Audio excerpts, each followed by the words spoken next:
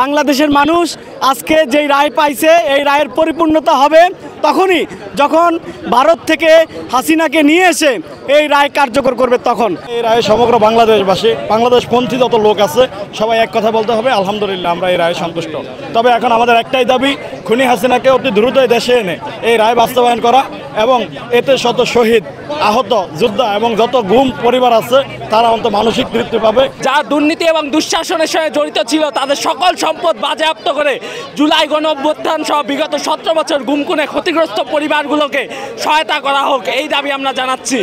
কখনোই কোনো খুনি এবং কোনো গুম এবং খুনের আসামি যারা তারা কখনোই শেষ নিস্তার পায় না। আমরা দেখতে পেয়েছি যে আদালতে একটা সময়ে আমাদের নেতাদের ফাঁসি হয়েছে, বিশেষ করে বাংলাদেশের নেতা সালাউদ্দিন কাদের চৌধুরী তখন বলেছিল যে যেই রায়ের মাধ্যমে আজকে আমাকে ফাঁসি দেওয়া হচ্ছে, যেই আদালতে যেই ট্রাইব্যুনালে আজকে আমাকে ফাঁসি দেওয়া হচ্ছে, একদিন সেই আদালত এই খুনি হাসিনারও রায় দিবে এবং সেটা কার্যকর করবে। আমরা আজকে আলহামদুলিল্লাহ এই রায় পেয়ে সন্তুষ্ট। যারা এখনো পর্যন্ত ইনিয়ে বিনিয়ে এই খুনি হাসিনার পক্ষে কথা বলতেছে তাদেরকেও আমরা এই বিচারের আওতায় আনতে চাই, যাতে করে কেউ কোনো খুনি এবং কোনো এই যে পেশিস্টের লোকদের পক্ষে কখনো দাঁড়াতে না পারে। বাংলাদেশের মানুষ আজকে যেই রায় পাইছে এই রায়ের পরিপূর্ণতা হবে তখনই যখন ভারত থেকে হাসিনাকে নিয়ে এসে এই রায় কার্যকর করবে তখন।